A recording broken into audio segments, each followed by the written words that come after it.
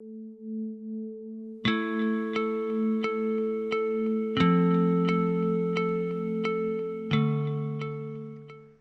you very much for that kind introduction. Honourable Ministers, distinguished guests, ladies and gentlemen, thank you for this opportunity to present how the South African Population Research Infrastructure Network, SAPRIN, is harnessing science, technology and innovation in response to the COVID-19 pandemic. SAPRIN is part of the Department of Science and Innovation's Research Infrastructure Roadmap and provides a unique national resource and research platform to strengthen evidence and inform health and social policy and programming at a time when we are reeling from the impact of the COVID-19 pandemic. Each SAPRIN node regularly collects population, health and socioeconomic data from a geographically defined complete population of at least 100,000 persons in impoverished and developmentally constrained communities, both urban and rural. The data that I will present here are from the 3 established rural nodes in Mpumalanga, Limpopo, and KwaZulu-Natal. 2 urban nodes are currently under development in Gauteng and the Western Cape, and we hope to add a further 2 nodes in eThekwini and the Eastern Cape. When the WHO declared COVID-19 a pandemic and the President declared a national state of disaster on 15 March, SAPRIN scientists rapidly responded and changed the standard SAPRIN surveillance protocol to incorporate COVID-19 household impact and symptomatic screening. The first amended nodal protocol received ethical approval on the 2nd of April, and other nodes followed shortly thereafter. The KwaZulu-Natal node started data collection on the 15th of April, and at the same time, the Mpumalanga node contributed more than 1,000 household interviews to the HSRC COVID-19 survey that we just heard of from Priscilla before. The COVID-19 survey is conducted in all 20,000 households in each of the nodes and repeated every 15 weeks. A random sample of households are surveyed every 2 weeks to give us a finer grained view of the COVID-19 outbreak and impact. I will be reporting here on this high intensity sample. These graphs on the right shows the increase in cases in KwaZulu-Natal and Mpumalanga and Limpopo against the cumulative number of households that we have interviewed in the nodes situated in each of those provinces, showing how we were ready with the surveillance prior to the increase in cases, and currently only the KwaZulu-Natal node has reported COVID-19 cases starting in the last 2 weeks, but it is probably inevitable that we would also find cases very shortly in the other 2 nodes. Just as is the case with every other sector of society, COVID-19 also impacted on research. The SAPRIN nodes, an ecosystem of scientists from universities, research councils, and research institutions, represent a substantial ongoing multidisciplinary research activity. Due to the pandemic, a number of studies were either suspended or delayed, and in general, research funders have been accommodating and allowing scheduled changes with flexible financial support to sustain suspended studies.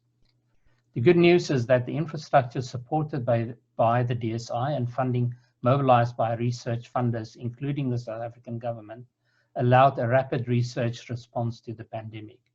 In the 3 established nodes, no less than 20 new COVID-19 related studies were initiated.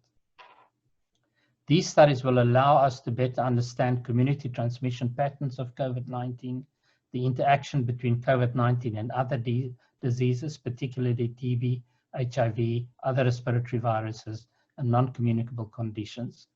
Basic biomedical research on the immune response to SARS-CoV-2 virus in the presence of HIV and/or TB co-infection, socioeconomic behavioral studies to assess impacts on households and risk groups such as the elderly and migrant workers.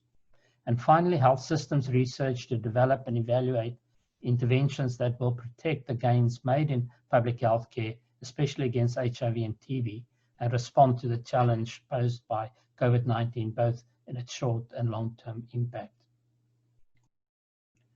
I would like to share with you now some early results from the SAPRIN COVID-19 survey. The horizontal timescale on the graph represents time subdivided by the lockdown levels as they changed over time, and the vertical axis shows the proportion of households or individuals. The first graph shows how levels of anxiety started off very high over the course of time, from just over 1 in 4 respondents showing signs of anxiety to about 2 per 100 now. The second graph shows how around half of households report difficulties to access food or necessities, with an alarming downward trend in the KwaZulu-Natal node as the prevalence of COVID-19 starts to increase there. In the third graph hints at increased social distancing with a decline in visitors to the home over time, showing that the messaging around social distancing are hitting home to a certain extent. And finally, this graph shows how the adoption and use of masks have improved in time, and also reassuring that the messaging around mask wearing is also reaching these communities. The next two graphs show how reported access to healthcare have changed, improving as lockdown levels decreased, but perhaps worsening as COVID-19 cases starts to increase in KwaZulu-Natal. The second set of graphs show what happened to clinic visits in the clinics within the surveillance area immediately around the imposition of level 5 lockdown on 26 March in KwaZulu-Natal node, with child health visits declining, HIV visits increasing, perhaps due to migrant workers returning to rural homes at the start of lockdown. The third set of graphs looks at the number of laboratory tests done over the same months in 2018, 19, and 20 in the KZN from Kanyakude district, showing a mixed picture with TB diagnostic tests declining, but HIV-related tests either staying the same or increasing. The point I'm making is that the picture is complex between community perceptions and across actual health service measures, and careful analysis in well-characterized populations such as SAPRIN is needed to learn lessons that are useful at local district, provincial, and national level.